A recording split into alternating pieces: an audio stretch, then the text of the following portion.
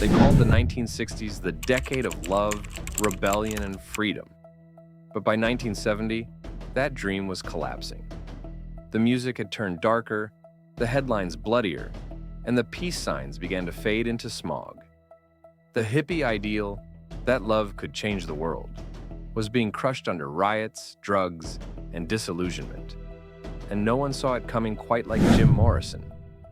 Long before the curtain fell on the 60s, the Doors had been warning everyone that the dream wouldn't last. Morrison, in his interviews, wrote and spoke like a prophet trying to tell his generation what was coming.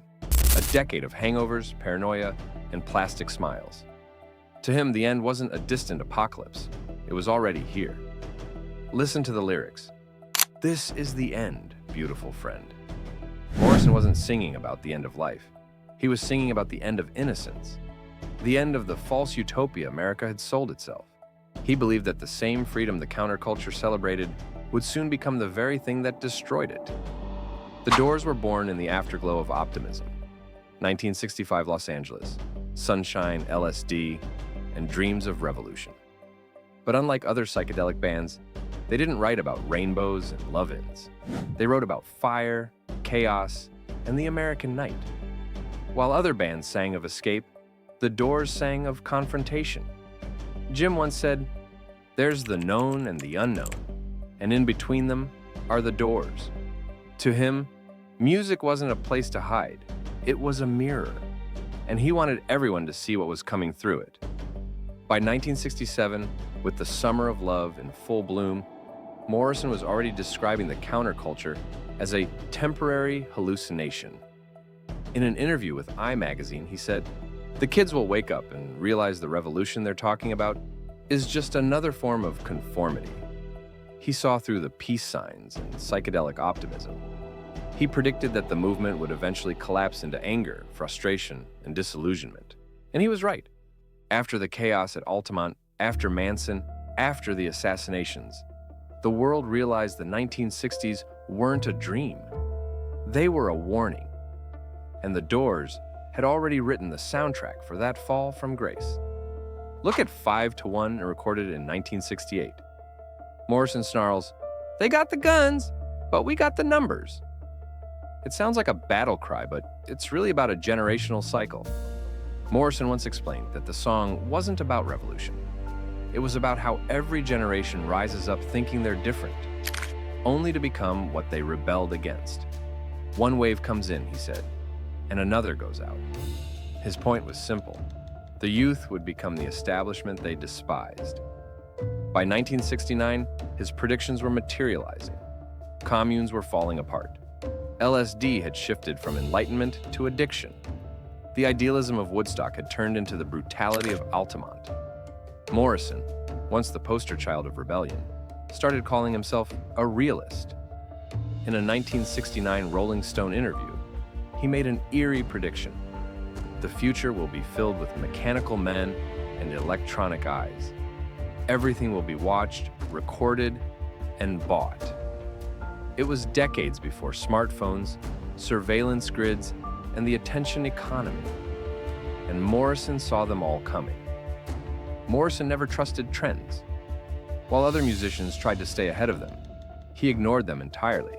He was always looking 10 years down the road, and when it came to the future of music, he saw something no one else did. In one of his most famous predictions, now legendary in music history, Jim Morrison said, "I can envision a future where a singer or musician will sit in a room surrounded by machines, and with tapes and electronics, they'll create a whole symphony." He described a future where bands wouldn't need 4 members or amplifiers or even instruments. Just technology, just creativity. One person with a lot of machines, he said. It sounded absurd in 1969. But today, that's every bedroom producer on the planet. That's EDM. That's hip-hop sampling. That's Billie Eilish recording an album in her childhood room. Morrison saw the collapse of traditional rock before it even peaked. He wasn't guessing.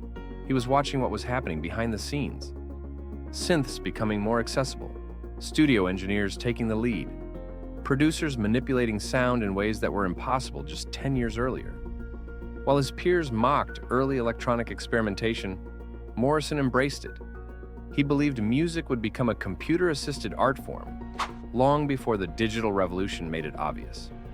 Ray Manzarek later said, "Jim predicted the rise of electronic music almost word for word. It wasn't a metaphor, it was foresight." Meanwhile, the band's sound was evolving alongside his vision. The Soft Parade had orchestration and studio trickery. LA Woman had a raw, unfiltered realism. The organ that once sounded psychedelic now sounded like a streetlight flickering on a rainy night. The guitars weren't floating, they were punching. The Doors were leaving the hippie dream behind and stepping into the alleyway of the 1970s, a decade that would become more cynical, darker, and brutally honest. And Morrison knew that too. He once said, "The 1970s will be the hangover of the 1960s. He predicted a culture of escapism, narcissism, and artificial highs. He said America would enter a decade of decline, where people would try desperately to forget the failures of the 60s and reinvent themselves. He wasn't just talking about politics, he was talking about identity, about culture, about music. Even the Doors' image shifted. Gone were the psychedelic outfits and camera-ready smiles. In their place were beards, denim, and sunglasses hiding exhaustion. Manzarek said, "We could feel it. The trip was over. The hippie dream had gone sour, and Jim was one of the first to taste it." By 1970, Morrison wasn't the Lizard King anymore. He was a poet trying to outrun his own myth. He kept predicting that fame would become more artificial, more manufactured. Soon, he said, images will replace reality. Today, that's social media. That's filters. That's celebrity brands. That's everything he warned about. When LA Woman was released, the 1970s had officially begun. Nixon, paranoia, surveillance, spiritual confusion, and the rise of the celebrity machine. Everything Morrison predicted was now the fabric of the culture. The revolution was over. The consequences had arrived. Listen to Riders on the Storm. It doesn't sound like the 1960s.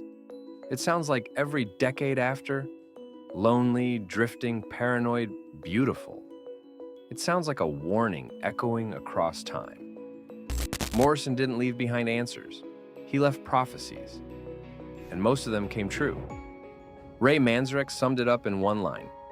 Jim wasn't writing song, he was decoding the culture. And that's why the Doors still feel modern.